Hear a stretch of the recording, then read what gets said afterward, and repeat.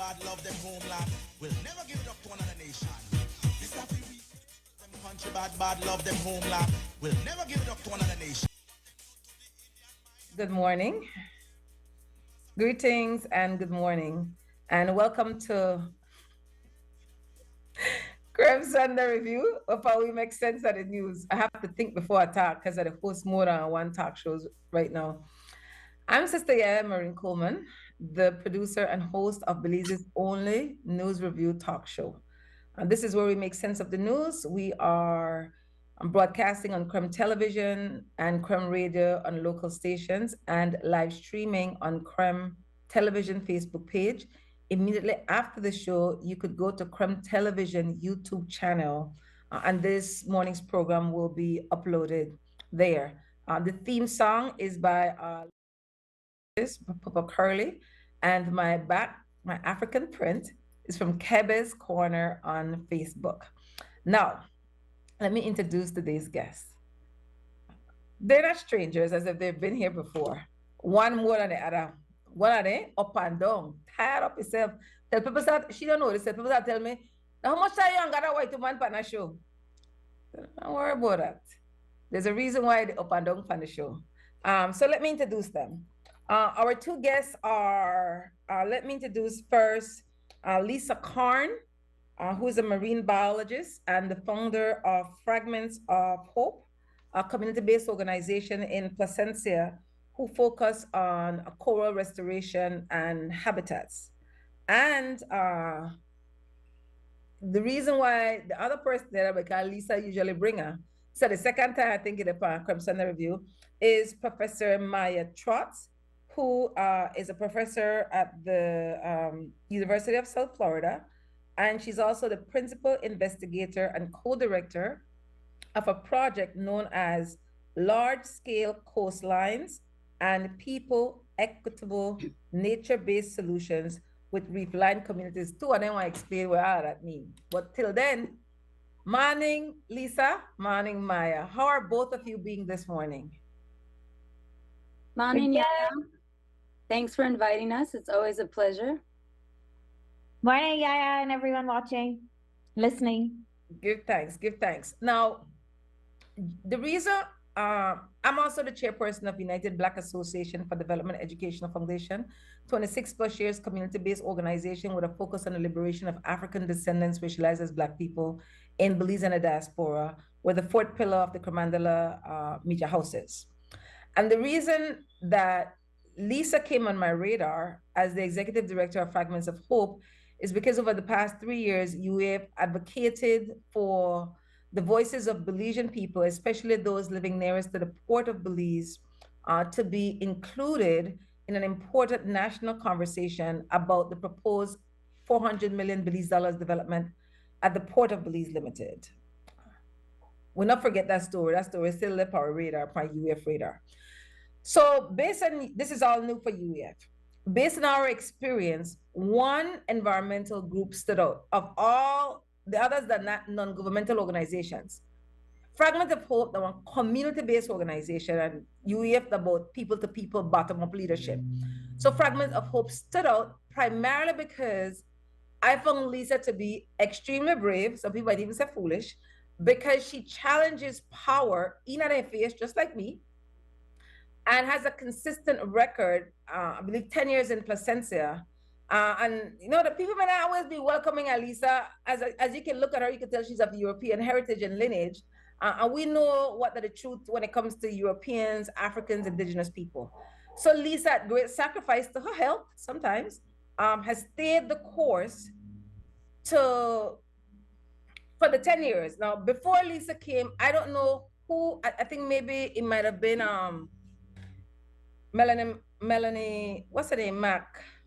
Field. Actually, Yaya, Fragments of Hope is 10 years old, but I've been in Belize going on 30 years now, so over half my life. But we only registered Fragments of Hope in 2013. So I've been in Placencia since 1995. So you've been doing the work longer than the 10 years when it comes to coral restoration. Correct. But we only registered the organization in 2013. Got you. That clarity is important. So that is why you have connected with Fragments of Hope. We've nurtured that relationship. And because of that relationship, Lisa invited me out. She's been inviting me to go snorkeling. I can't dive, I don't go. I've met Lisa, I know it did the work, and just very dismissive. But when she centered herself in the conversation as it related to the Port of Belize, then I start to pay Lisa more attention. And then as I'm connecting with her and learning from her, I learned about Maya and the work Maya is doing. And that's how come Maya is here today. So the only reason I got 2 weeks ago, the only reason the Placentia, because I'm not an active journalist like a traditional journalist. I identify as a grassroots journalist. That means I want to talk about story what mainstream media not talk about. And I'm a community organizer and about the people. So with all that said, Lisa, please tell me more about Fragments of Hope and the people that you work with, because they're not only she that did the work, about the community that you come from, that the work you've done over the past 30 years, and how Maya, you link up. We're going somewhere with this, Stay with me. We're going somewhere with this big project with the top boy right here. Talk to me, Lisa. Well, first of all, yeah, you have to tell everyone your experience now that you've finally gone under the water. You have to, I can't let you off the hook yet. You have to share that part. Well, and get that because I will bragging about it, especially about my private instructor where Fragments of Hope hire Andrea Villanueva, fourth generation Belizean Fisher folks, the Placentia, what on traditional African heritage community. Yeah, so definitely I center Placentia as what it is, even though you can't tell based on the amount of European immigrants what they're right now. But anyways, thanks for holding me accountable, Lisa. There was a story in the Mandela newspaper about my experience going to Laughing Bird Key National Park and the international team that came in on the primary. It's Lisa's Fragment of Hope is hosting this delegation. So this is an cross-border collaboration between Maya is leading it. There are other co-leads with Maya, but well, Maya, trust me, Maya hold the mic and tell you the whole part of the story directly. But Lisa, go ahead and center Fragment of Hope and Fragment of Hope work, which has inspired Maya to seek funding to follow the example of Fragment of Hope on a larger scale across in 3 countries for 5 years. Thanks, Yaya. So the folks that don't know our work, the impetus for the work came from Hurricane Iris, which was in 2001. And so that was a direct Category 4 hit to Placencia and Laughing Bird Key National Park. So I'd already been here doing marine biology work and working as a scuba instructor back and forth, right? And so it was Iris that really, was so devastating. And even prior to Iris, we were sort of documenting the decline of the reef. And it became frustrating to just keep doing surveys and documenting the poor health of the reef and things not looking bright. And so after Iris, I was working in northern parts of Belize because, again, it devastated the reefs down here and Placencia village itself. And I thought that I was brilliant when I saw a living piece of coral loose on the seagrass and wow, what if we could plant it back, like reforesting on the mainland? And back then, it was dial-up internet and stuff like that. I think it was '02, right after Iris. Yeah, I think it was like end of '01 I was up there. And so '02, I started researching this, and only a few people had looked into this, specifically with the branching corals that are our main reef-building corals, the staghorn and the elkhorn. Locally, we call it pantail and pipeshank, right, for the skinnier one. And turns out it was doable, but it took a while to get funding and do some trial transplantation. And at that time, people just thought, like, that's insane. What are you even trying to do? Now, of course, flash forward, like the whole global, everyone that's worried about the reef is trying to do reef restoration now. So we actually have a very long history, a solid history with our folks that we work with as one of the first groups to really do this and have long-term success and long-term data. So we finally did form Fragments of Hope in 2013. It's got a local board with 5 folks from Placencia on it. Well, I'm the 5th. Fishers and tour industry people from Placencia. And then as we were moving along and developed a training program, we wanted to do a website and we wanted to be able to ask for donations, right? So in doing all of that, it turned out it gave me the impetus to then register in the US, because to open a bank account, you have to have registration process. And like you, I was learning, new stuff as I was going along. And so that's how we ended up opening up a US based Fragments of Hope, and did all the hard work to actually take it one more step and register it as a 501c3 nonprofit in the US, which for US citizens means if they donate to the US organization, it is tax deductible, right? So that's a big impetus for why we registered in the US. And so then we needed a different board, with myself being the crossover between the two organizations. And Maya could remind us when we met, but I think it was 2015 or 24. It must have been before that, because we registered Fragments of Hope in the US in 2015. So maybe just shortly before that. And she can tell you better, but we basically met because her father, who's now retired, was the scientific advisor for the Caribbean Community Climate Change Center, who we had worked with way back in 2010, 09, 2010. And so when he was like, oh, my daughter's in Placencia, can you please go meet her? And I was picturing like this young college gal on vacation or something like that. And when I show up, she was a professor and had a class. And I was like, wow, don't you want to get away from all these students? And she was like, yeah. And so we just link up and found out, although she's environmental engineer, again, her dad is, more of a, she could tell you more of a broad-based marine biology science person. So I think she already was clicking in, to what we were doing. But like you, she also was not really going under the water much. And so, right, Maya? Or I mean, I think you had done some dives or snorkeling in Barbados, maybe, but then, like you, she wanted to learn more about this work. And so then she became inspired. That's why I love these stories. We actually have several people that we've trained over the years, almost 90 now, that come to us as non-divers and get so inspired and want to help with the work. They then choose to learn how to dive specifically to help more with the coral restoration. So that's why I love to hear those stories. So I'm not going to let you off the hook, because we're going to hear from your mouth how great it was to actually see all the things that we're talking about. And I guess Maya could speak to that. Is that a good overview, or you want more? So there's two organizations. We started in Belize. I've been here since 1995. So it's local. It's Placencia people from here on the local board here. And then in the US, we have, in addition to Maya, we have Dr. Sarah Weaver, who is a professor of chemistry at Xavier University in New Orleans, which has a great story about, I forget the blurbs, but like putting, people to medical college and things like that. And so she's chemistry. And so she's on our board as well. And so I like having the chemistry and the environmental engineer as, different specialties than what I'm used to, which is more strictly marine biology. Was anybody doing this work before Fragments of Hope? In Belize, absolutely Coral not. Restoration. No, we pioneered this here. The only people that were doing it around the same time we started was a man named Ken Niedermeyer. He started the Coral Restoration Foundation in Florida around 2002, same time as us, but he started with the staghorn. We started with the elkhorn, the bigger one, right? And then there was also some work in Puerto Rico. Dr. Alston Bowden Kirby did his PhD in Puerto Rico, has since been living in Fiji. And he's the one that brought his original methods. That's the few people that I was looking for when I was doing my research, were some of these people. Dr. Diego Lehrman was one of them, who is originally from somewhere in South America, but he's at the University of Miami. So there was only 2 or 3 really that had, and Harold Hudson in Florida. I had no one in Belize. And basically they were looking more about when a storm comes, how can you reattach something, or when there's a grounding.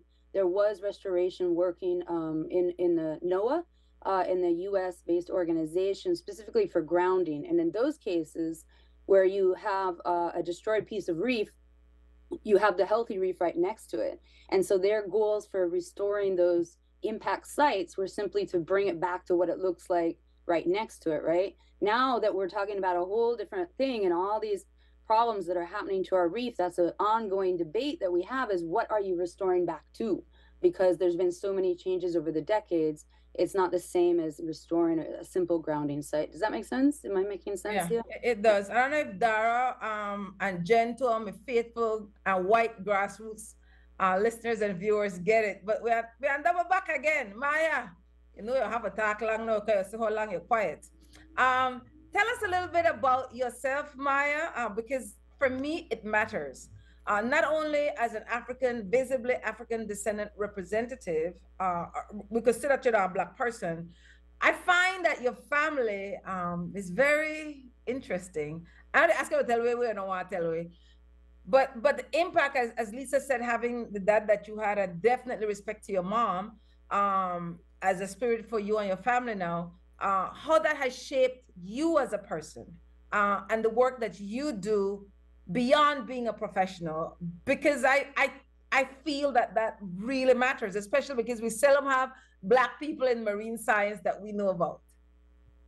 Sure. And as Lisa said, I'm an environmental engineer. So my route to working in the marine environment is really thanks to many people who've been in my life since probably around 2013, 2014, where I was able to bridge the work that I do with going underwater. As an environmental engineer, a lot of what we're driven by is sort of, we need to properly treat water so that people have safe water to drink, and properly treat wastewater so that you're not contaminating surface waters or groundwaters when the waste goes there.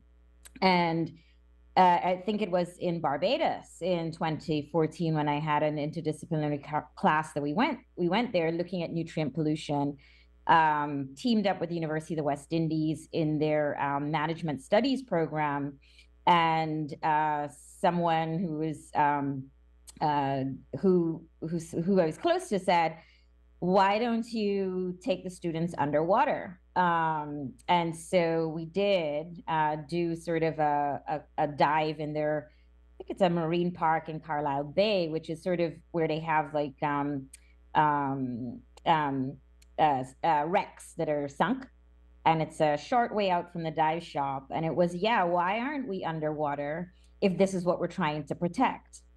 And the students came up with a project there to look at the wastewater effluent. They do have a centralized treatment plant that does, the effluent does sort of go into close to that area.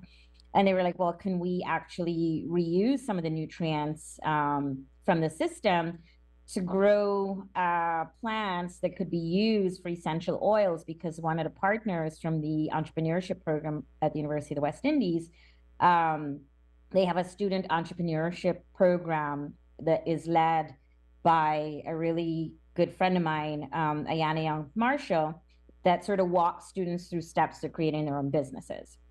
And her sticking point was the cost of essential oils. And she creates soaps and various body products. And she's like, importing the essential oils are really expensive. So working with the engineers and others in that 14-day class, they came up with this business proposal to sort of reuse the wastewater. And we pitched it to the Barbados Water Authority. They thought it was great. We could do a pilot.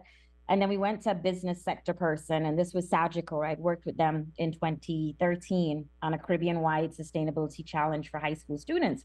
And so I went to one of their financial persons, the CFO at the time, Ed Clark, and we pitched to him, and he said, well, Sad, we own a lot of agricultural land in Barbados.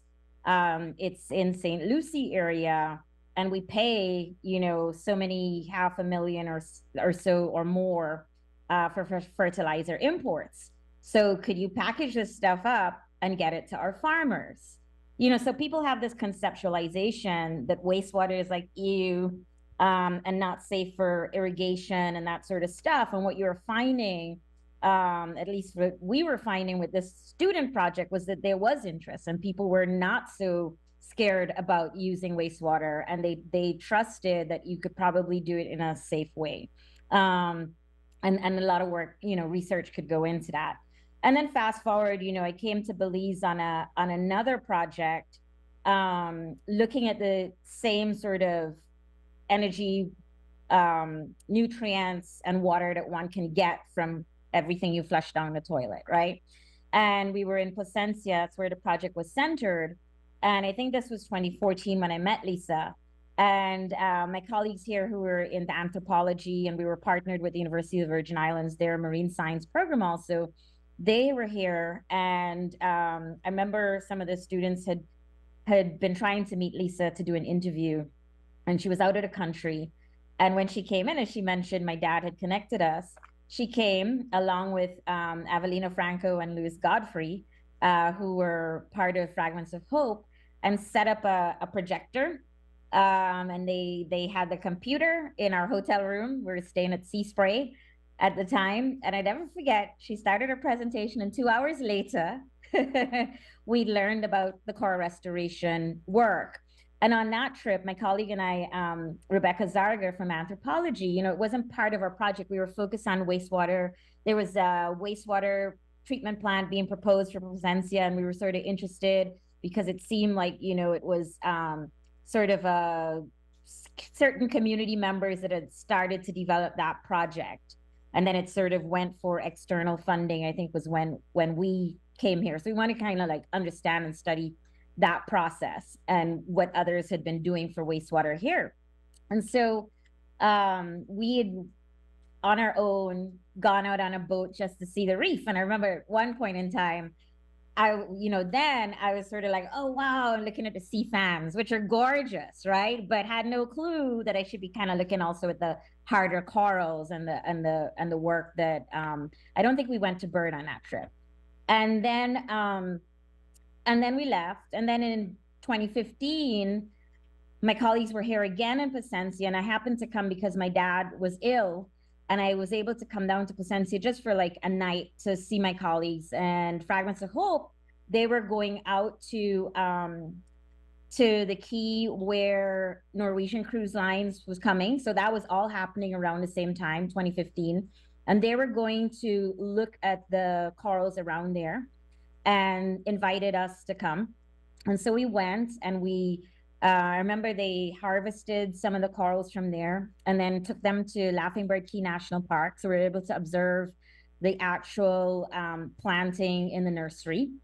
And that was 2015, one day. And then something happened in my life personally. And by now, Lisa and I were in contact. And she said, we're going spawning in August. There's space if you'd like to come. You seem like you could do with a getaway, like not be in a space where you were. And the rest is kind of history. I came and I stayed for a month. I had worked, I told you, in 2013 with students across the Caribbean region. And there was a team from Edward P. York. There was something called the Sagicor Visionaries Challenge. And they had placed second in the competition. Back then it was like, you're doing the student competition. I wouldn't do that again. It was like, how do you do things that are more cooperative for students to push, how to make their school the best school in the world. And so they said, you took students from the winning school. They went to Barbados, and then they went to Florida. What are you going to do for us, kind of thing, And so I remember got on a bus and came down to Independence early one morning, and we went out to Little Water Key with Lil Godfrey, and they got a tour to seaweed farms. We went to Silk Key, and then they got to swim with the nurse sharks and the turtles, and some of them had not had gone in the water before, had never snorkeled before. And then we went to Laughing Bird Key National Park, and I think back then Marika Wallen was the guide on that. And then we finished, and they went home, and that was like my summer. And then teachers from Belmopan Comprehensive, who one of my past students, Janico Howard, worked with, they came down also, and we did the same thing, except they spent the night. And that's sort of, I think by that December, Lisa, you'd registered Fragments of Hope, and I just became much more aware of the restoration work. Lisa took me to workshops in Jamaica in 2016. And so many marine biologists have had some interaction with Discovery Bay. University of the West Indies runs that center. And they had a meeting in 2016 that was looking at restoration work. And there was another engineer there, I think from University of Chicago, and they were working with Dave Vaughn, kind of looking at, they make materials for bone. And he was curious on how they could help him make materials to put the little corals on, because he does land-based nurseries. And he was saying the cost for the things that he uses if he could reduce that, he could do more, as he was importing from China at the time, I think. And so they were looking from a materials perspective. And then Fragments of Hope was at a Nova Southeastern University conference. I think that was 2016 too. And so I kept tagging along and being the only engineer and just being like, wow, this is like, there's so many opportunities here for research that are exciting. And then there was the first Reef Futures Conference in 2018. By now, I'd sort of met quite a few coral restoration practitioners from around the world, because in 2016, there was a MacArthur Challenge Grant, which was $100 million. And through Lisa, we had talked about putting in a grant called Reefs of Hope, and the 5Cs, the Caribbean Community Climate Change Center, had been trying to push that too. And only a few in the entire group registered in time to lead. I ended up leading the proposal, submitting it, and it was with 18 different coral restoration organizations from around the world. And those connections were really due to Fragments of Hope, and more particularly to Lisa's connection. So FOH, Lisa didn't mention, as a community-based organization, and maybe she could explain some of this in terms of they don't allow like non-Belizeans who've not gone through their training to do the work. They don't have a volunteer program.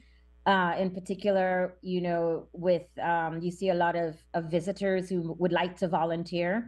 And so maybe she could just talk about the local coral restoration practitioners, and when they first did stakeholder, or consultations, how their engagement was designed.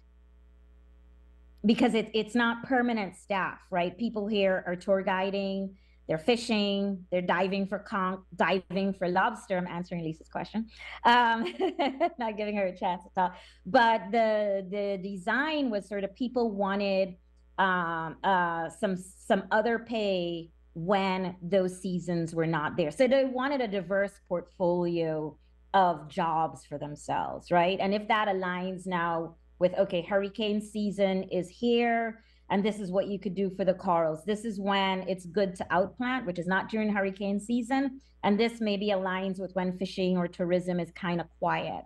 And so it's sort of juggling those quiet times in the community to sort of supplement or add sources of income when other things that people do were not there. And I think the organization has been having discussions lately on sort of, if you weren't doing that model and you were looking more at permanent positions, or at least more, not the type of positions that depended on tourism or when those seasons were, what would that look like? And what would people do in particular when, say, there are days when you can't go to sea, right? Because the wind is too much.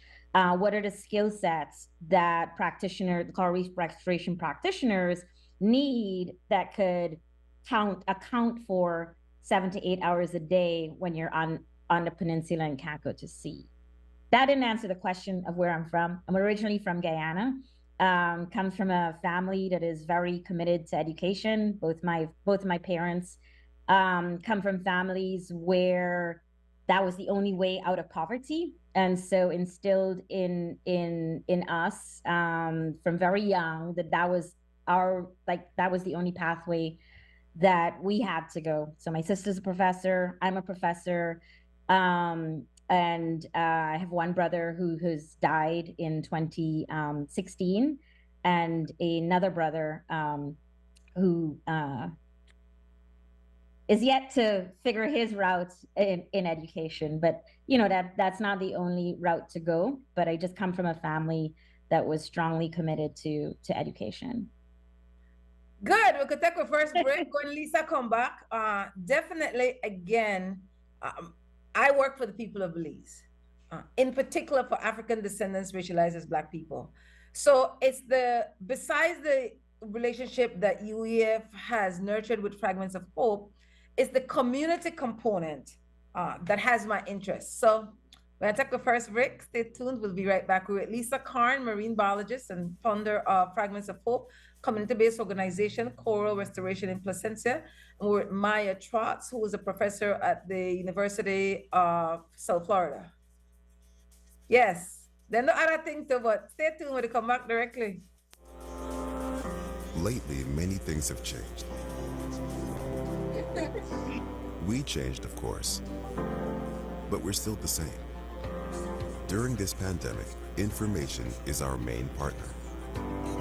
The most widely known antimicrobials are called antibiotics, but they are useless to fight diseases such as COVID-19 because it is caused by a virus, whereas antibiotics cure diseases of bacterial origin.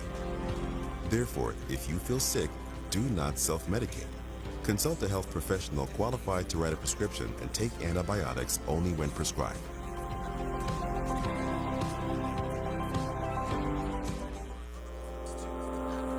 Lately, Smart continues to expand its internet coverage countrywide to help you live a smarter life.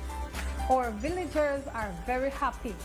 They are pleased to know that Smart went the extra mile to put a tower in our village so that our villagers can get live stream on their TVs and they can get their kids doing their online classes. I want to say to Smart, thank you for making it possible for us to get internet in Gardenia Village. We really do appreciate it. Smart continues to take the internet and mobile services to communities across Belize. Now save even more when you bundle your Smart broadband with Smart mobile services. Smart, bringing people together. We all need a vacation, a break, an escape, a getaway from the ordinary. Have fun and try new things. Create lasting memories. Make your vacation one to remember. Come in today and apply for an easy credit vacation loan at any of our Atlantic Bank branches. We have great interest rates, convenient repayment terms, and loan packages for all your traveling adventures. Let us work hard for you, because life should be easy. Atlantic Bank, building the future together. This event is to be held on Saturday, March 4th, and it's going to be an nobody do it to no Guatemala. Follow me now. This time we nobody do it to no Guatemala. This time me name is Pupa. Belize me come from the Belize City area. 110% Belize and proud of it. Don't tell me about maritime area. Long time ago agreement by the slave master. Talking about the head on the Belize and dollar because patriots. All people who love them country bad love them homeland. Will never give it up to another nation. How can we support the emotional well-being of older adults during COVID-19? During the COVID-19 pandemic, and particularly while in quarantine, individuals, including older adults, may become more anxious, angry, stressed. Country bad love them homeland. Will never give it up to another nation. This time we da fear. Nobody do it to no Guatemala. Follow me now. This time we da fear. Nobody do it to no Guatemala. This time me name is Pupa. Belize me come from the Belize City area. 110% Belize and proud of it. Don't tell me about maritime area. Long time ago agreement by the slave master. Talking about the head on the Belize and dollar because patriots. All people who love them country bad love them homeland. Will never give it up to another nation. This time we navigate to some country bad love them homeland. Will never give it up to another nation. This time we da fear. Nobody do it to no Guatemala. Follow me now. This time we da fear. Nobody do it to no Guatemala. This time me name is Pupa. Belize me come from the Belize City area. 110% Belize and proud of it. Don't tell me about maritime area. Long time ago agreement by the slave master. Talking about the head on the Belize and dollar because patriots. All people who love them country bad love them homeland. Will never give it up to another nation. This time them country bad love them homeland. Will never give it up to another nation. This time we da fear. Nobody do it to no Guatemala. Follow me now. This a the PA with a fear.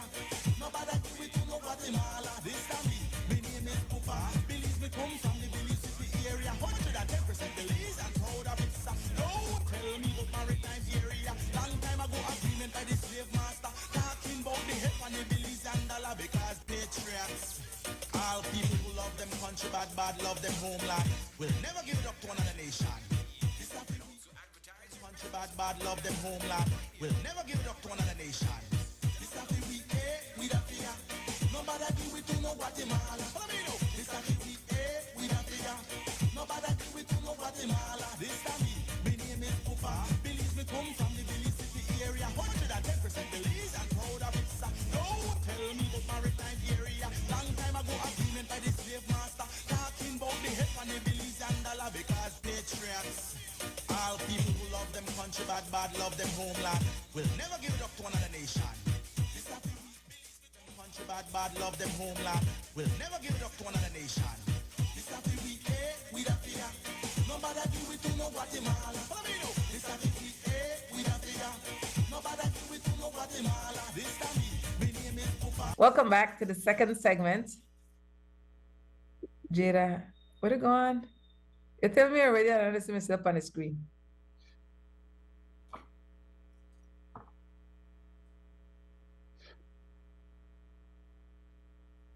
Now we're on. Welcome back to the second segment of Sunday Review for this morning, Sunday, February 19, 2023, according to the Gregorian calendar.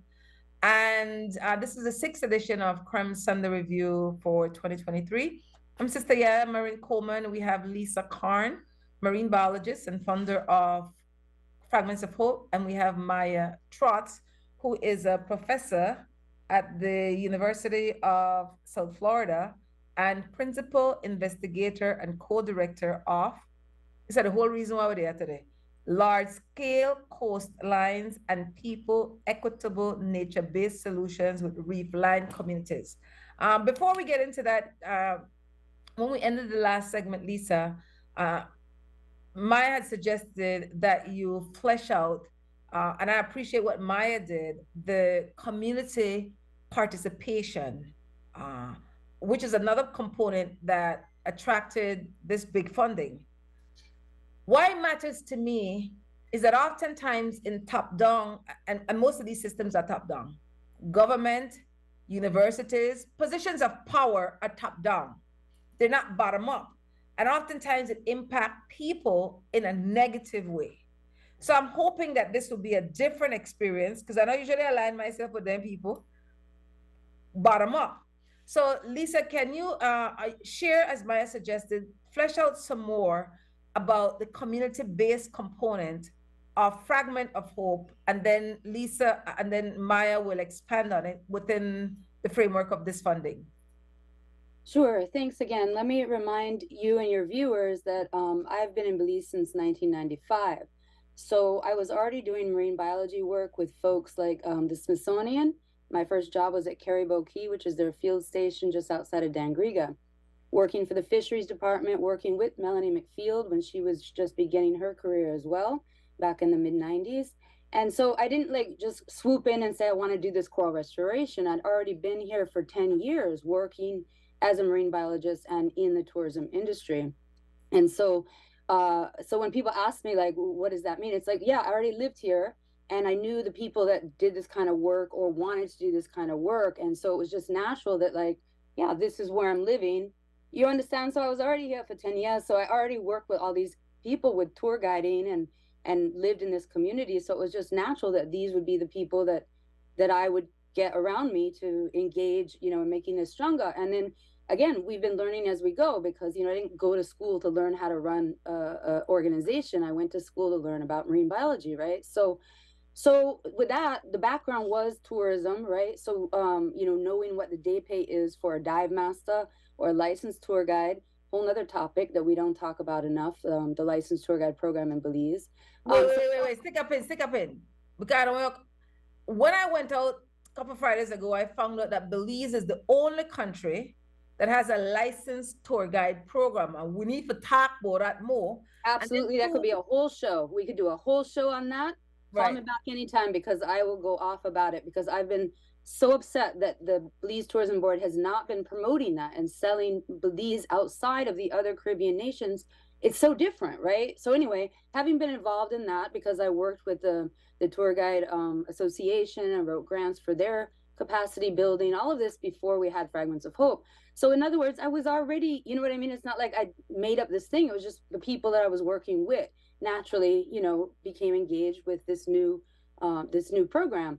So that's how that came about, and that's where the funding first, became that we even thought about it because we knew what we got paid as tour guides, right? And again, it's not every day. Not every day can we go out there and do this stuff. And in the beginning, it was all based near Placencia, and then as we've expanded over time, we have sites all over Belize now. So the days at sea, we need more of them, and at the same time, we have to work around the weather. And so we have tried over the years to do computer training, Excel, and all these things, but the same people that really want to go to sea and work in the sea are not necessarily the same people that want to sit behind a computer and go on a Zoom or even, do data entry or anything like that. So we've tried and we could keep trying, but it seems to me we're going to have to find other people to do those skills and tasks because it's not everybody want to do all these things, right? And so that's where we're struggling now because we have so many more different sites and we're trying to get more funding to have what we were calling part-time site coordinators. For example, we've been in San Pedro now, really more of a presence. We started up there almost a decade ago, just, talking to them about stuff. But since 2020, the fisheries department asked us to actually go up there and install some nurseries and do some training. And so we've been back and forth a lot up there.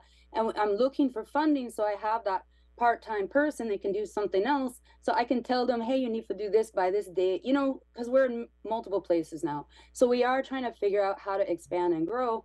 And the part for me that's hard is that I don't know anything about that. Then I need enough money to hire somebody, to do payroll, for do all those things. You see what I mean? So it's like growing pains that we're having as an organization because we can no longer keep operating the way that we were in the beginning as we've gotten a little larger and want to do more things in more places. Does that sort of cover it? Explain it?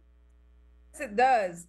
So Maya, tell us about you applying for the funding for this wider cross borders, multiple years, bag of money, 20 million US dollars. When we hear that, and then we hear that, we think say money the boat. Tell me, Maya.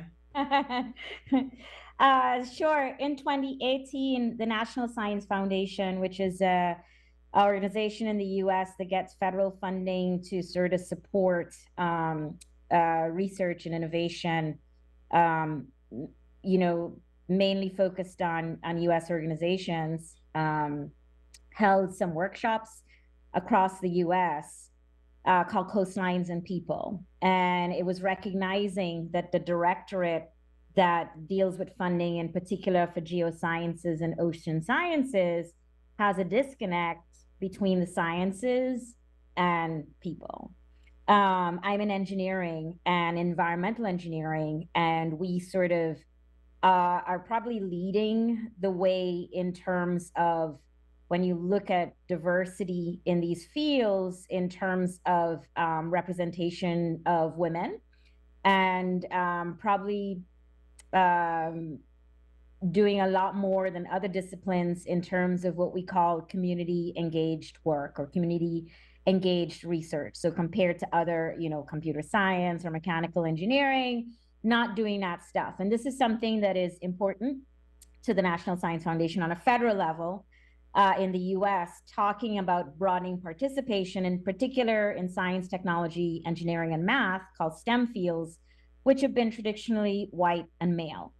And recognizing that as the US population changes, if you want to remain competitive and if you want to remain relevant and if you want to be innovative, these spaces need to open up to reflect what your population looks like. And so the geosciences and ocean sciences, not necessarily doing... One second, Maya. I just want people to know that currently on the screen, because this funding came from the National Science Foundation, and Maya will tell us where they get their money from. But what I liked about it is the accountability. Like, you could go to the National Science Foundation and they have the award number that you can track. It tells you how much money was awarded. It tells you who the people are who are responsible. And I really value that kind of transparency and accountability. Go ahead, Maya. It also has a program director and other links to information that anyone who would like a copy of the proposal can also request it from the foundation. They can also look at the PI, like me, on there and send an email and say, can I get a copy of your proposal? And By sometimes— the way, I did do that and I got it. You did. And so, and I am in an academic institution in the state of Florida. We call it Sunshine State. So a lot of our stuff is also public, our meetings, everybody's payroll, everything is sort of available for the public. So so those things are not an issue. Yes, Lisa. You're muted, Lisa. Sorry. I just want to interject, or maybe you can explain that Fragments of Hope as a community-based organization would never be eligible to apply for NSF funding, right? It's always through an academic institution in the US, as far as I know. I've never even considered it, and I know it's a big deal in the US for people to get NSF funding. They fund lots of different things, right? It's science. So maybe you could just speak to that. It's kind of for Belizeans, they may not know, and I only know because I have other friends in academia in the US, right? So again, on that, let me piggyback and say, because I want to ask Maya, what the National Science Foundation interest in coastlines and people, because when I go on their website, they have like 30. When I tell you no bags of money as it relates, because I never know what the COP, much work I had to do for no such COP. We mean coastlines and people. So language is a part of our elite structure as well that we don't know what it means. So why National Science Foundation have so much interest in the coastlines and people? So I think coastlines are extremely important because you find large populations living there, right? People like to live next to the coast. There are certain threats that one must be concerned about in terms of, whether it's climate change or other things to support coastal communities. And so, again, this comes out of a directorate that's sort of looking at the convergence of all of those things and how do you plan, how do you survive, how do you recover, what do you do if you're going to experience increasing levels of natural hazards, for example. For our proposal, we are looking at storm surge and the idea that they may be more frequent, they may be stronger if one takes into consideration climate change impacts, right? And so the research questions are sort of for this proposal are like, what do you do? A place like Guyana, where I'm from, we're already under sea level during high tide. So I grew up with a seawall all along the coast, right? In front of we live very close, right opposite the Atlantic Ocean. And the seawall put in when the Dutch were the colonizers, so built and engineered by the formerly enslaved for free, right? But that's what protects our coastline. And we had mangroves and they would come and they would go.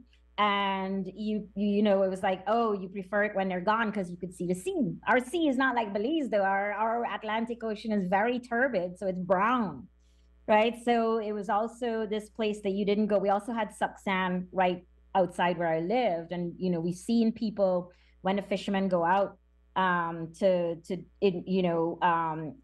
some don't make it back in because they get pulled down through the quicksand. So that was sort of a deterrent also for using that Atlantic Ocean that was close to where I lived.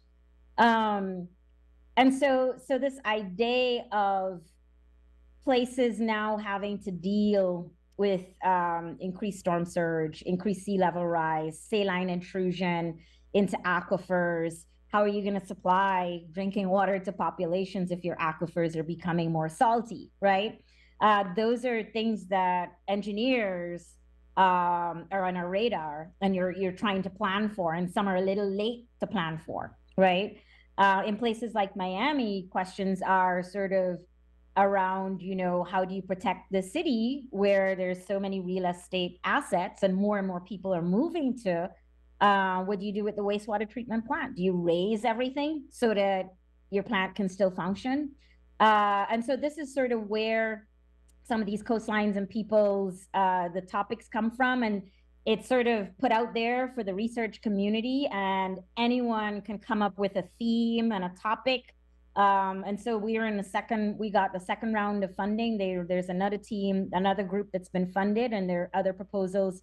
I can look for a map showing the topics that have been funded. Our proposal is the only one that has a partner that is not in the U.S., a country that, a place that is not in the U.S., and that is Belize. We are working in the U.S. Virgin Islands, which is a territory, but still a U.S., still U.S., and then Belize, so 2 countries.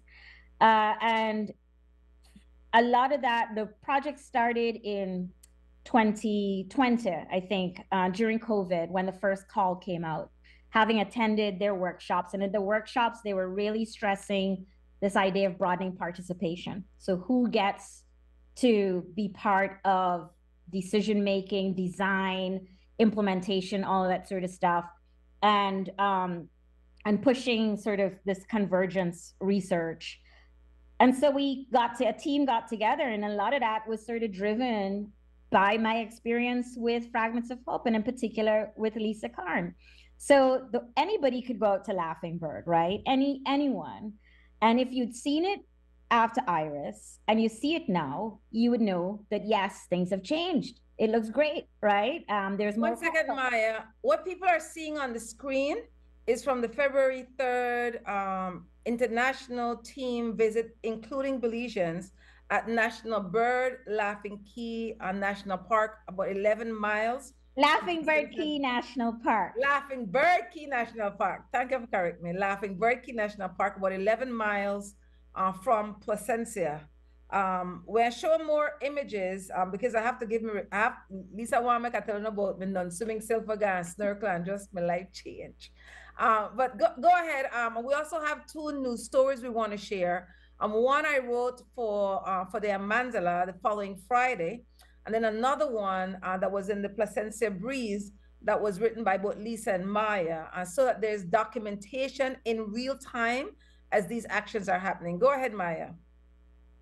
So anybody could go and swim and see that, right? But as Fragments of Hope, and as they try to get more funding to support the work that they're doing, reviewers on where they go for funding are gonna say, like, how can you prove, other than people saying we've seen it, that that this work is really rewilding the reef?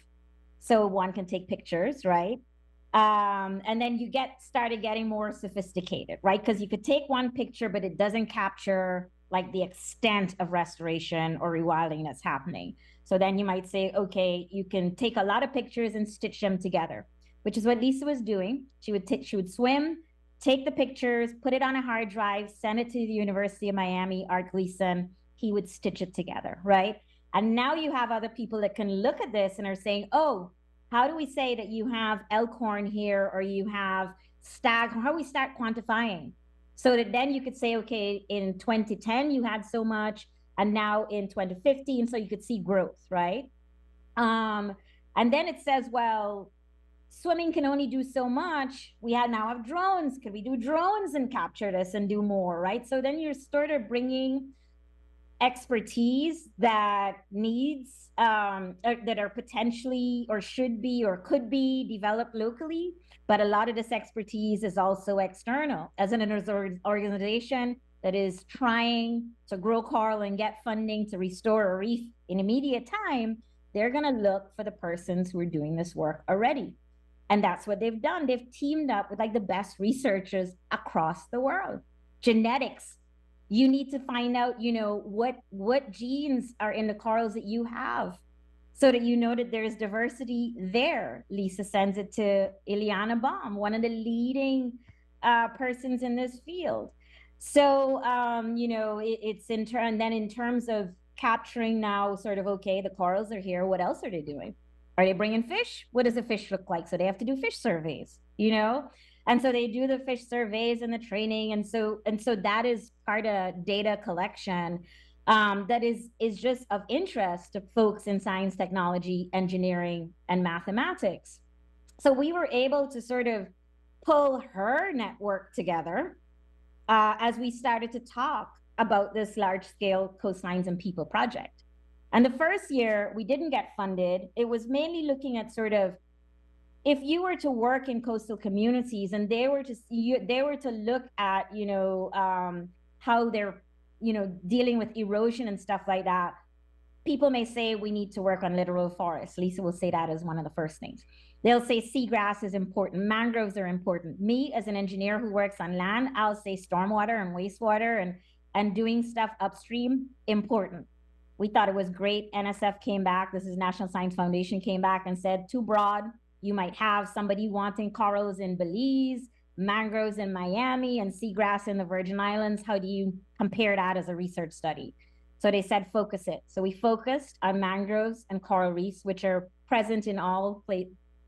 We have partners who are working on those in all three. And we focus just on reducing storm intensity. And the hope is that focusing on those areas, let's say we were having a discussion of a coral reef, then what would come out is Lisa will say, well, you can't really do this without considering the littoral forests, right? And that allows the team to then expand the research, hopefully to sort of address those very local initiatives and concerns with sort of where this work needs to go. Lisa, go ahead. Yeah, two things. I know we're supposed to take another break. Do you know what is littoral forest? Yeah. Do you know that term?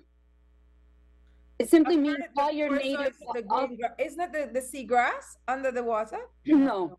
What are the littoral forests? It's all of your native species of plants that live on the coastline. So for example, coconut trees are non-native, believe it or not. They're not really from the Caribbean, right? So we're talking about the running vines, you're talking about your sea grape, you're talking about cocoa plum, you're talking about all of the natural native plants that live on the coastline. So that's one thing. And the other thing is we don't mention Nadia Boud yet, but Nadia Boud is a Belizean with the World Wildlife Foundation, and she is also a partner on this project. She may have also helped us write the Breeze, I can't remember the article, but we need to just big her up as well before we forget, because she is another Belizean partner on the project representing World Wildlife Fund. And I've known Nadia like forever, because she was at Coastal Zone before she went and got her master's. So she is, when you say, and like if we talk about Tiara later, when you say like you don't know any Black people in marine science, and I'm like, that's all I know, because I've been in Belize doing marine biology, and it's Belizeans that I know, you know what I mean? And so I always shock when people say like, you don't know, you don't see any Black people in marine science. I don't know why you're shocked, because for us, that's I know it's not your world. It's my world, right? Right. So that's why you would know them. And for us, many of us don't, when we think scientists, because of our colonized mind, our first thought is not identifiable African descent people. So many of us may think Nadia Boud, World Wildlife Fund, we still don't think scientists. She's a scientist. And so that's why it's important for these people. And then even so, many of them, for us, are very disconnected from our communities. They may come from our bloodline and our families, but they're like, once you get in that sphere, they're a different class of people. And so you're not accessible to us. Like, you're not about enough we community. So that's why the community component is so important for me. So are mangroves a part of the littoral forest? Yes, absolutely. Yeah. And also I was going to get to that. Nadia has really been more, we did work with mangroves some years back, and then we kind of drop off on that. And WWF and Nadia have really taken that, that lead, and we could go on a whole conversation just about mangroves and the laws that have changed here and the problems with enforcement. But I didn't want to forget to big up Nadia as a partner on the project, and also because she is really leading on the mangrove component for us in Belize. Respect to that. And one of the reasons why I bring up that, because I only went for one day. They fly me out for one day, and the part where Hey, you were invited for the whole trip. You were invited. You were, but I tell you no, my dog there important. I had left my dog there for night, so I don't got no problem centering my 4 dogs. And then I'm my for family. I would have had me for one day. Give thanks for that. Indeed, when I said I show that story, what I write for Mandela, and that's me on the water with my master instructor, dive, snorkel, swim, Andrea Villanueva. That's me on the left and Andrea on the right. Then put one life jacket around me. My sister Selena Lucas was there as support as well. So respect. This year I want to learn for be better on the water. Thanks to Andrea. So respect to that. Before we go to break, you were saying something earlier, Maya, and I didn't let you finish. No, I just want to clarify that again, in the US, when you look at marine sciences and those who are being trained in academic institutions, the percentage of, Black and brown folks is really low. When you attend these meetings, in some cases, I'd be like one of the only Black persons there, or visibly Black persons there. So there is definitely an issue with broadening participation and diversity in these spaces. In particular, I could speak for academia. And I think also in terms of the decision-making spaces in the US when it comes to marine sciences and ocean spaces, those have been particularly quite white. So before we go to break, this is a perfect time. We have a big up T. Just plug T, Marie, as one of the partners. You could just share a little bit about T, Maya, before we go to break, because that fits perfectly into what you just said.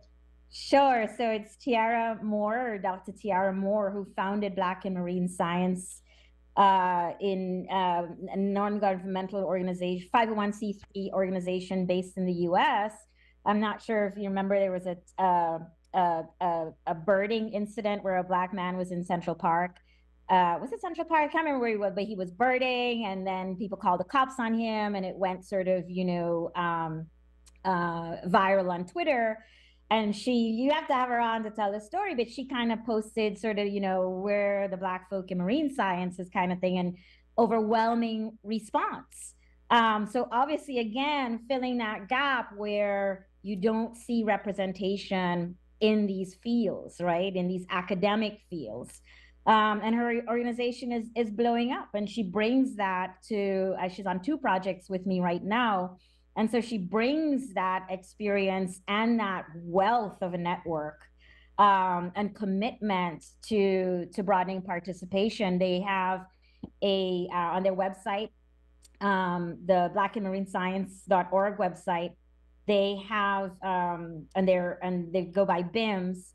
They do a kids bites, so trying to create learning materials for kids, and she hires within the network to create and do those materials. They do BIMS dives, where they do longer sessions featuring Black marine scientists, and then they do BIMS bites, which are on YouTube also, and I think they release them every Friday. But again, it's on a specific topic. And they create some learning materials on that. And so looking at really how do you bring more people into this space, get them excited. They're doing sort of some work now to sort of actually create a research lab and space that is based or centered at a historically Black college and university, which is what Lisa's referring to, that Dr. Sarah Weaver teaches at Xavier in Louisiana, which is an HBCU. But that BIMS is looking to actually create a center for research, in addition to sort of being on these other proposals, and in addition to, they also do sort of dive certification and training for Black folk. They've done it in Miami, they're doing it in Virgin Islands, and I think they want to do it around the world. And this issue of Black folks accessing the sea, I mean, that runs deep, right? Particularly for those who are in the Caribbean, it's like also some trauma with the Middle Passage of what the sea means to you, right? There's a group called Diving with a Purpose, archaeologists, one founder from the Virgin Islands, from St. Croix, I think, And their idea is actually diving to look at for sunken slave ships. In Barbados, I remember a few years ago, there was an initiative that was just trying to get Barbadians, which is a country that is majority Black, to learn to swim, and to actually be able to access this resource that is there. Unlike Jamaica, Barbados's beaches are free and open to everyone, same like you have here in Belize. But in Jamaica, beaches are privatized, right? You wouldn't think so. Reggae capital of the world, Rastafari and all this sort of stuff, but they have beaches that are privatized that are not easily accessible for local communities.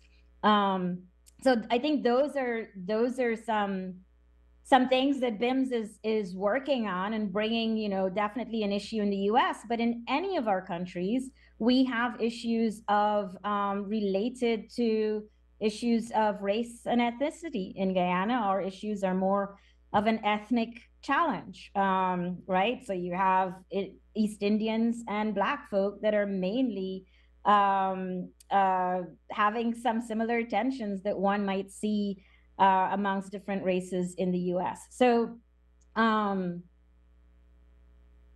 think these are timely topics. We coming out of COVID, a lot of us have spent time online learning from others around the world. And now we sort of have teams that are getting together that have to address these very difficult discussions, in particular if we're doing this work in places that have lots of folks who look like you, Yaya, and look like me. Respect to that, Lisa.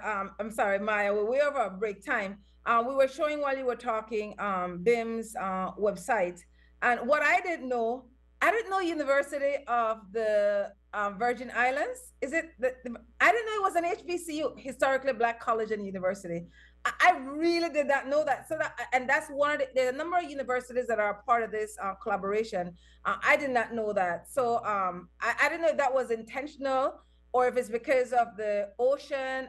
I don't know, but you could answer one time we come back. So definitely the centering of identifiably Black people in this collaboration, again, is of interest to me. Big up T, Uganda Educational Foundation intend to strengthen our relationship with Black in marine science. Break time. How can we support the emotional well-being of older adults during COVID-19? During the COVID-19 pandemic, and particularly while in quarantine, individuals, including older adults, may become more anxious, angry, stressed, agitated, or withdrawn, especially those who need healthcare assistance or have cognitive decline or dementia. Here are 4 strategies that can help you in supporting an older adult during this difficult time. 1. Communicate information and listen.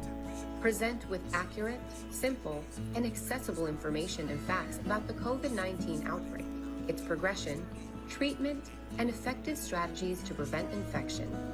Listen patiently to their needs and concerns. For older people with mild cognitive impairment or early stages of dementia, inform them of what is happening within their capacity and provide support to ease their anxiety and stress. 2. Promote positive mental and emotional health. Provide access to available mental health and psychosocial support services, also known as MHPSS services, for older adults and communicate when and how they can access them. Help older people keep regular routines and schedules as much as possible. You can also help them create new ones, including regular exercising, cleaning, daily chores, singing, painting, or other activities. Facilitate regular communication between older adults and their friends and families. 3. Help with medical needs. Make sure that older adults have at least up to 1 month of all the regular medicines that they may require. Explain how to use protective devices in a clear, concise way. Always be respectful and patient. 4. Assist with daily activities.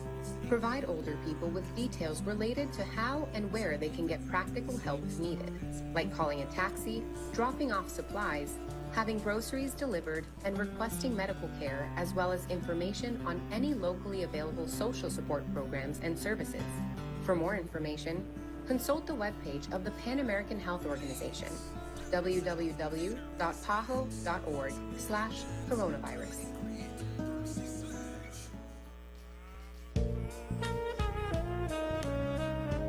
Amandala is now online. You can now access Amandala's midweek and weekend issues online by logging on to our website at amandala.com.bz/news and joining our membership portal today.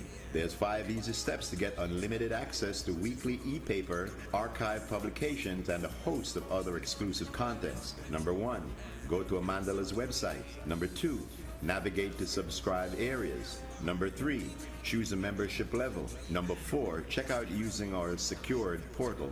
Number 5, log into the members only section. Telephone numbers 501-280-4703 or 202-4477. Fax us at 501-222-4702, or you could email at amandalapress@yahoo.com or amandalapress@gmail.com. Amandala, all power to the people.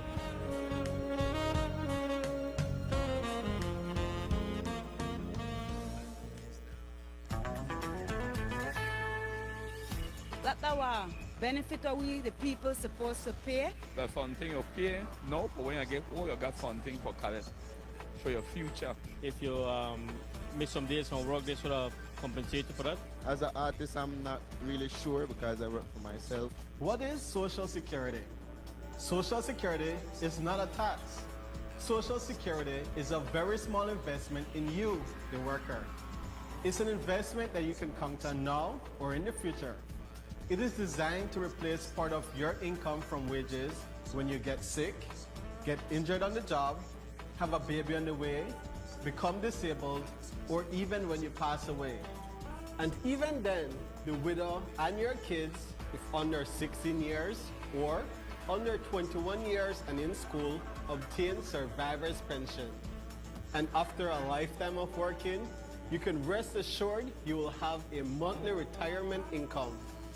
Social Security, safeguarding you, your family, your future. How can we support the emotional well-being of older adults during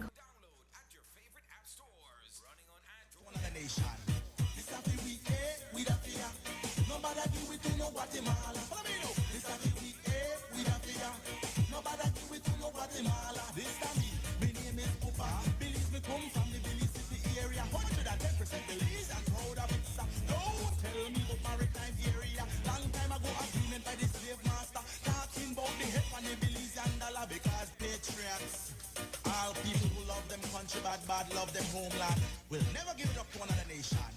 This happy week, them country bad love them homeland, will never give it up to another nation. This happy week, we da fear. Nobody do it to no Guatemala. This happy week, we da fear. Nobody do it to no Guatemala. This time me name is Pupa. Believe me. Back to the final segment, Noah, the conversation we got during the break. I tell you no. This last segment, I really want to understand. I understand the collaboration between people like Nadia, Andrea Villanueva.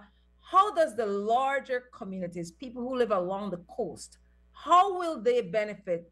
Because of like that 20 million US dollars, they're not Belizean people to get a bag of that money, but damn sure they're not Belizean people to get a bag of that money. So we need to know how will Belizeans overall, because a big buzzword in the write-up is the empowerment of people in communities for example, co-knowledge, build together, new knowledge, improve old knowledge.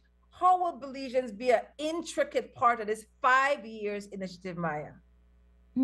For sure. So we're hoping that across all aspects of the project, that we set up a system where they could be co-creation of knowledge, right? And so how do you develop that? Right now, funding for Belizeans, really for Belizean organizations, Fragments of Hope, WWF, I think over 5 years, WWF gets about 650,000, including about 20,000 per year to fund mangrove restoration wherever, in particular organizations doing that. For Fragments of Hope, the funding is about 250,000 over 5 years.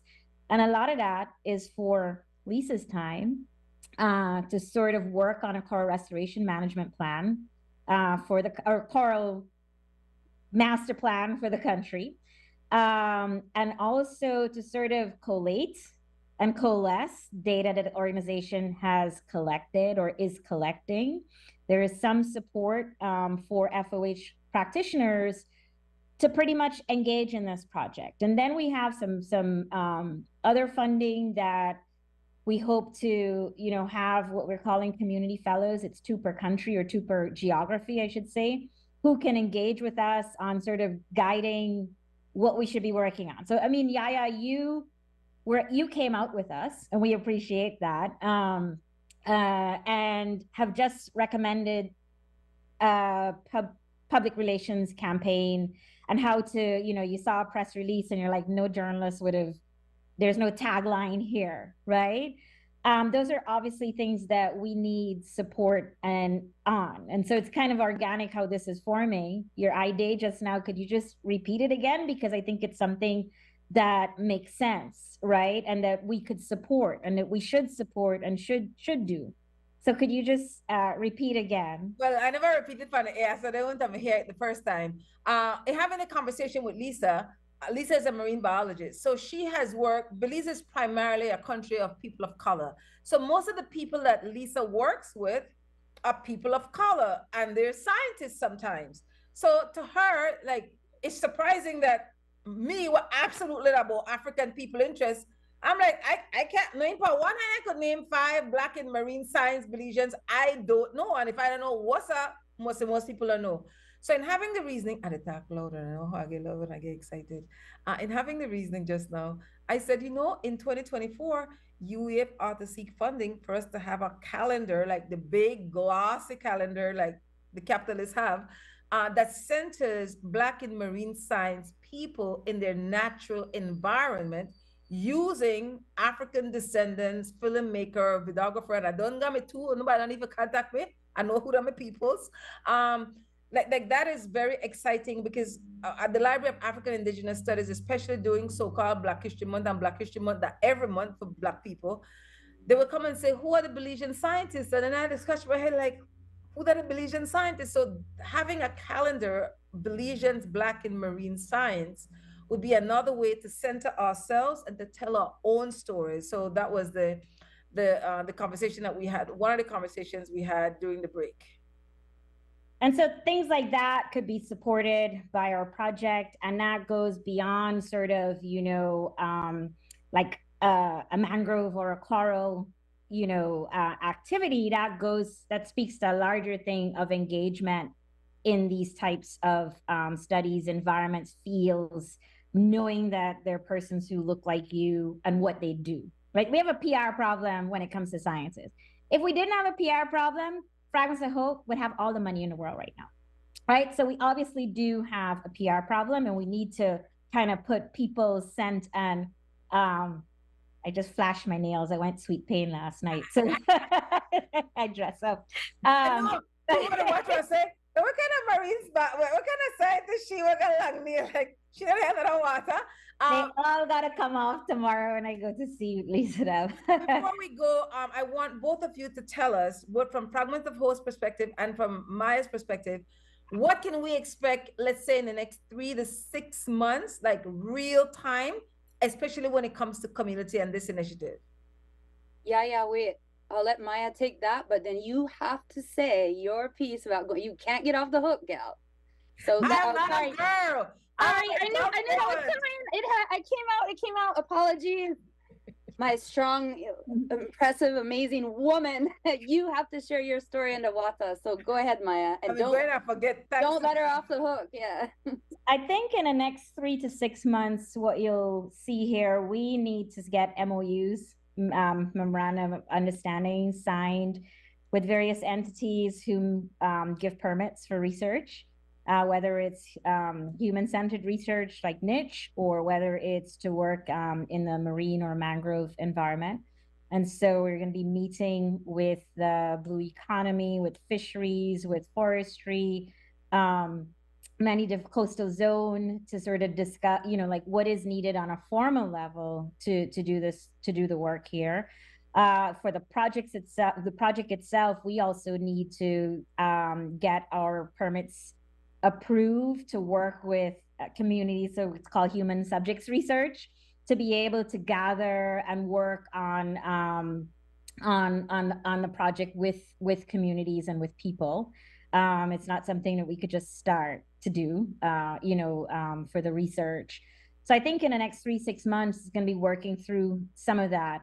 We have to think of, for the funding that we wanted to have for community fellows in the first year, given that we haven't really honed in on sort of, okay, which particular areas will be focused for some of the localized work, thinking, and this is something I think that you would benefit. Our project right now, Yaya, is coming on in that space to help with some of these issues on dealing with the press, dealing with PR, and then dealing with sort of bringing a larger discussion to people of Belize on this project.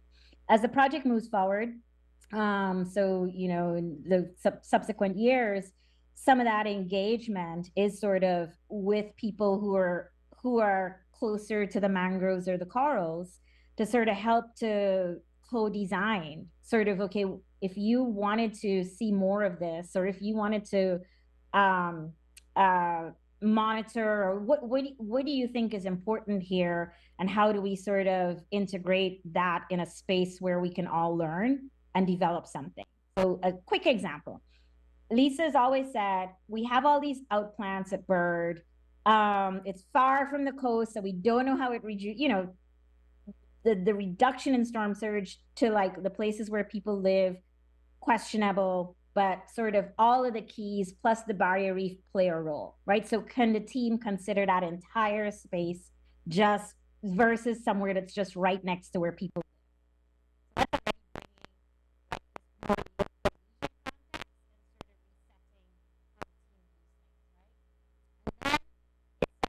have these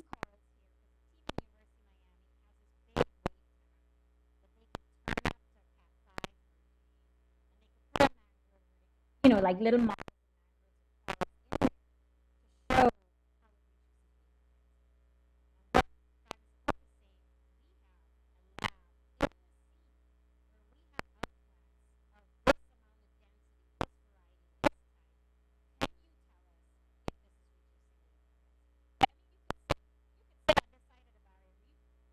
waves.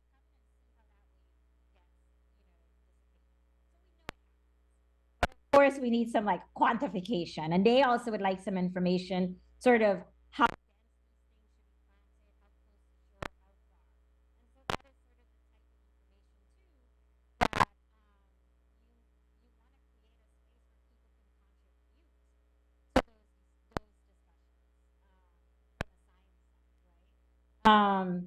And then it's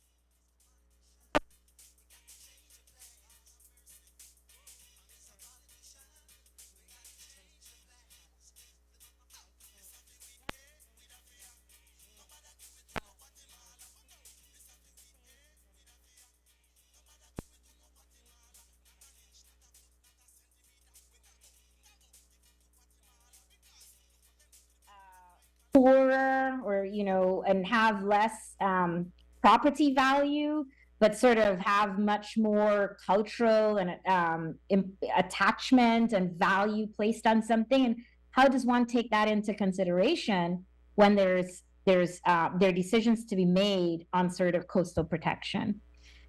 One Does of the that things give kind of I have been, I'm like, am I supposed to be working with these people?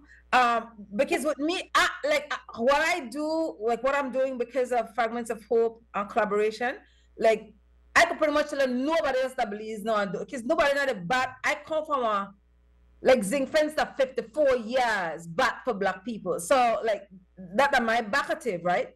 And so for me, I push back on monetizing nature. So that like big time, like I push back on that. We have over 3,000 licensed fisher folk.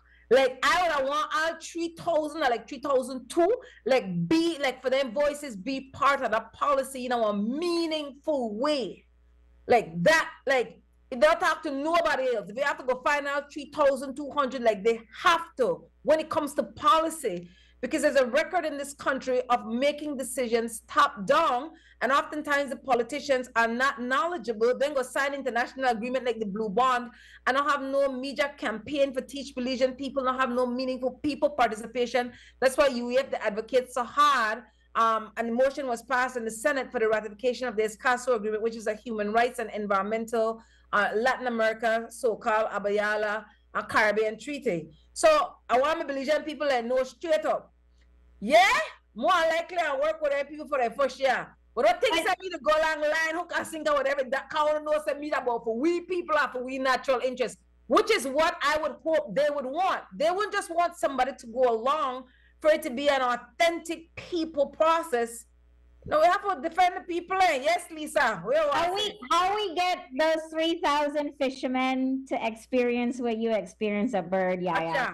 That 3,200 license. If we don't get a bag of money, where there's a will, there's a way. Believe that. Please make a horrible obligation for Fragment of Hope before Lisa comes, because immediately let me have the hook. I don't know. I just want breaking both the 10 down ways because I don't black and breaking. But again, Fragments of Hope pay for my flight for going down there. Big up to the master instructor, scuba, snorkel and dive instructor, Andrea Villanueva, and to my solidarity sister, Selena Lucas, who Fragment of Hope love for going on the trip, and I really appreciate that. And so a big part of, remember, I don't know if to swim. So a big part of being able, and most Belizeans don't know to swim, a big part, and I think that the another initiative where UAF need to find funding for, because especially with inner city youths, they need to learn to swim. A big part of that was trust. So it wasn't the first time that I had met Andrea. Andrea never in the country, so I said, I fly Andrea just to be my instructor. And I really value this. No Fragment of Hope pay for this other Fragment of Hope bag of money, like. So I just want respect the Fragment of Hope for Ghana extra mile, for make sure I could come down and have the experience. So because I was familiar with Andrea, I'm getting to know her better. There was a level of trust. And so once they, suit me up, you have to turn your back to the shore when you have on the fins. The fins you call it? What you call it? Fins. For go in the water. I had challenges with the. I learned that they have different quality mask. So water studying it in, I claustrophobic. So the really one process for me, and then for say I have one life jacket on around my waist.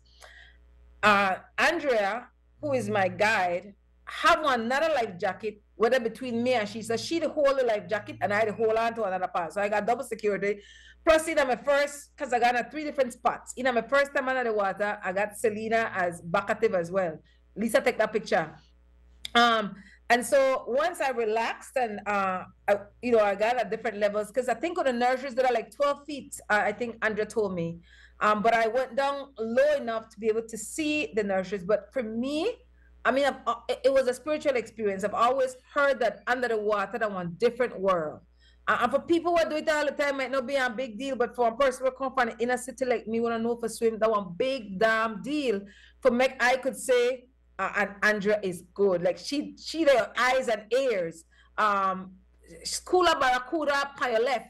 Andrea must have tried, must have nearly, it feel like 15 minutes to show me a lobster. I mean, Andrea gone down, come back. And I cannot see this damn lobster, and I feel bad, but it not give up. And she's patient. Talking that Creole, like she don't want band teacher. And so the different fish, all kind of fish, different color, different size. I mean, and she tell her, and that fish there, clean the coral, and that one there, like information galore. To see the different kind of corals, to see the, I mean, and these, what I'm learning is that this that in a shallow area. So this that close to the this are pretty much close to the shore, because if you go further, my understanding is coral reef. No, coral reef have to in a clear water and shallow water. And the more you learn, the more excited you get. And I'm like so happy that the boat captain, the brother will do above and below, the black people are local people like that. It matters to me. I bragging for my people because again, oftentimes they're not centered. They not get showcased. There are people who are for generation, and there are fourth generation fisher folk on traditionally black fishing community of Placencia. So for me, I really excited as often as I could go out for my car. I had to tell you no. When you hear the deer land for swim and dive and stuff, I can't take, and I want other people have the same experience, and I want healthy exercise, and it take away from the everyday stress of life. And for say, when I tell you that, like, they're not like, they want forests of corals. Like, it is unreal. Like, I tell you, I'm going to study Lisa fragment of hope. But when you go under that water and you see that more than 10 years of work, they replant, like, they painstakingly, and they got different kind of structures in the nurseries. It's amazing the thing they want to come up with for plant coral. And then I think say coral plant. I never know say coral animal, or another brother said a whole lot of other things besides plant. So I think Lisa left me alone now. I do my job. The fragment of hope carry me out there. And even when I read up on the air, I don't know, I write just like how I talk. Not writing is my favorite thing. But when I read that story from the Amanda, like the first word, community. I want center community where another journalist may not. Like, this is not just one news story for me. This is not just one conversation because the part of, like, this stuff we life. We need to talk about it. About African reparations, what they call the planet, because all these things are part of why UEF is on the forefront as it relates to African descendants racialized as Black people. And then they're out of breath because I hype up myself so much. Anyways, that was great. But yeah, let's just go ahead and invite your audience to contact us, Fragments of Hope, via Facebook or our website, because whenever we do have space, again, the work we do is weather dependent. For example, it's not great today right now, blowing kind of hard out there. But whenever we do have space, we welcome people to join us. We don't always have space. And like I said, we don't always know exactly what day we're going. But we are in Placencia. So that's the other logistical problem, is getting folks down here when sometimes our field days are more spontaneous than most people want for their scheduling. But we are open to bringing anyone. And I think through this project, too, we can start doing more of the site visits that we stopped doing during COVID. Like, we used to work with the schools more and do all of that stuff. And since COVID, as you know, a lot of those things just kind of stopped. So thanks. I'm so thrilled that you're in the club. You're in the dive club now. And let's be clear, Lisa has been trying for years to get me under the water. Thanks a million, Lisa, and your team, because Lisa not do this by herself. We have an awesome team. As a matter of fact, Andrea, a part of the coral restoration team. She has been. Final thoughts, Maya? Oh, I just look forward to working with you all, and thanks for having us on, Yaya, and thanks for all the viewers and listeners. This is a part of my obligation, because you have to work with, I tell you, no, like, you don't get prime time, article in the leading newspaper, hour and a half for we radio, TV. Look here, if you don't got any ads to run, make sure you know pound or call first can drop on ad money here. 3304 Mandela Drive. Definitely want to thank the people in behind the scenes. Security guard today at Krem security booth is Harry, and at Krem Radio it's Larry G. Oh, she was saying just now that she couldn't hear the guest. I don't know which guest she couldn't hear. Which guest you couldn't hear? Oh, she said it's fixed now. All right. Thanks for staying in tune with the conversation, Jada.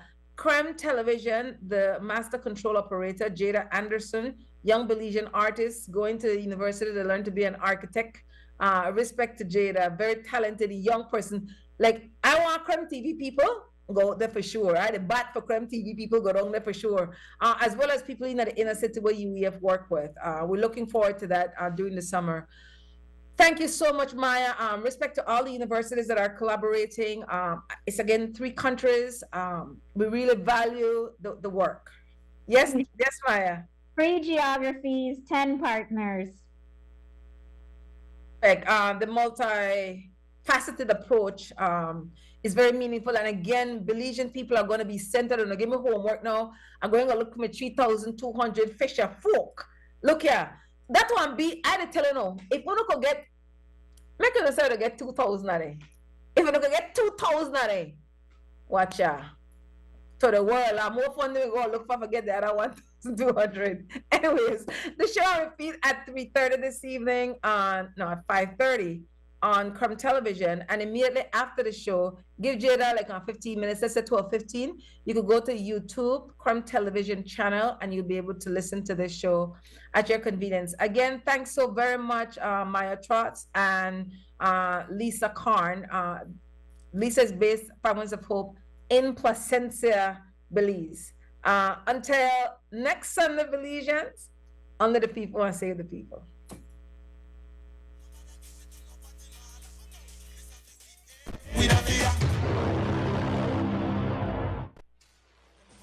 Bad love them homeland. We'll never give it up to another nation. This is the week, we don't fear. No matter do we do no advertiser promotion and raffle. You serious? A lucky radio or television advertiser will win an overnight stay with breakfast and lunch for 2 at Kahal Pech Village Resort in San Ignacio. Take a 30-day package from Krem Radio or Krem Television and you'll receive an additional